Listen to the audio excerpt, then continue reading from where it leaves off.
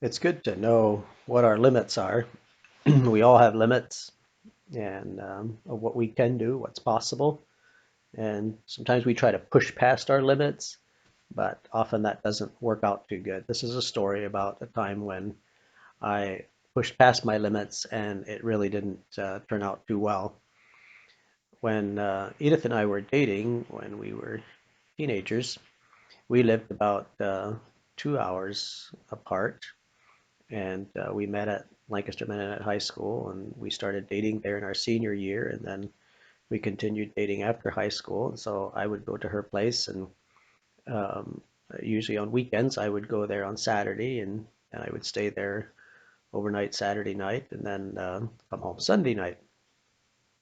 So, um, well, the one summer I was working night shift, and it was great for a person who was dating because I could work till 6 o'clock Saturday morning, and then I could go home and sleep, and then get up in the afternoon. I could go to her place, and we could have our date and be there Sunday, and I could come home Sunday night. Then I could sleep all day Monday and go back to work Monday night.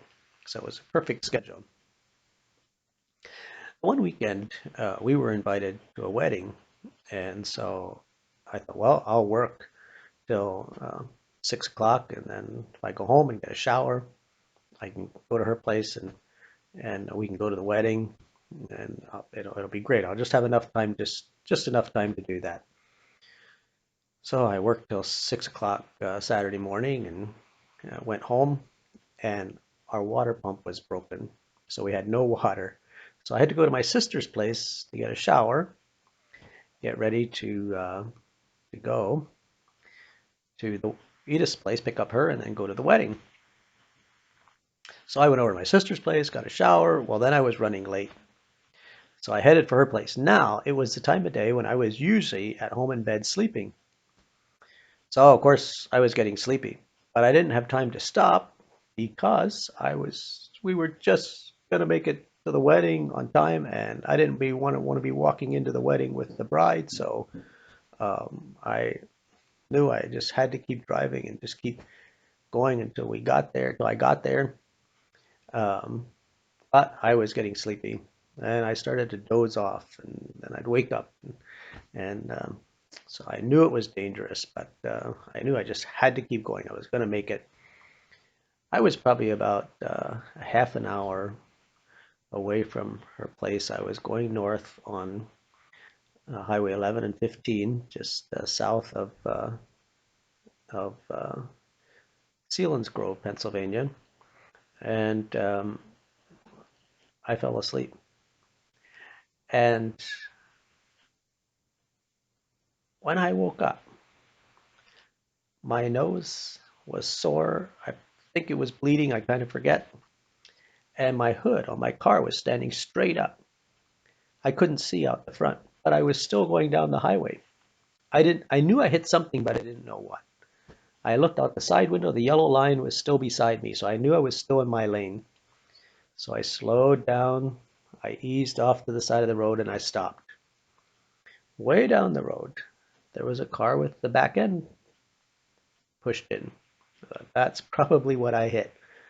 My car was still drivable, so I went down there and said, "Did I hit you?" And they said, "We don't know." It was an older couple. They said, "We were just driving along, and all of a sudden it was like boom! We were just like we were shot out of a cannon, and we didn't know what happened." Well, I think I hit you. So we called the police, and they said, "Well, are both cars drivable?" Said, "Yes, they are." Well, come into Selinsgrove. We were just a few miles from Selinsgrove. They said, "Come into Selinsgrove and to the police station." So we went there, and then the policeman asked me what happened, and I told him, well, I went to sleep and I ran into the back of them. Well, they were talking some more, and then one of the questions the policeman asked me was, well, how fast were you going? I said, I don't know. I was sleeping. I don't know how fast I was going. Well, he asked the other driver, how fast were you going? Well, he was going about 60. And so obviously I had been going quite a bit faster than that because I ran in the back of him and did some damage to both cars. Then the policeman asked me, when did you sleep last? I said, well, yesterday afternoon. He said, well, before you go anywhere, you're going to have to sleep. So I said, well, I must call my girlfriend because we were supposed to go to a wedding. I need to call her and let her know that I'm not coming. I'll be late. I won't be there on time. So they let me use their phone. It was before anybody had cell phones. And so I uh, tried to call. Nobody answered at her house. Well, they had all gone to the wedding. And Edith had thought, well, they lived in a long lane. They had about a half-mile lane. And Edith, when she saw that I was running late, she thought, well, she'll save time. She'll walk out to the end of the lane and meet me at the end of the lane. Then I won't have to drive in the lane. So she had walked out to the end of the lane. She was waiting at the end of the lane. I was in the police station trying to call her. Well, I couldn't get a hold of her. So they gave me a cot. I laid down there. Well, I couldn't sleep. Finally, after an hour or so, they said, okay, you can go. So I left. I got there. Edith was worried. I got there. Everything was fine.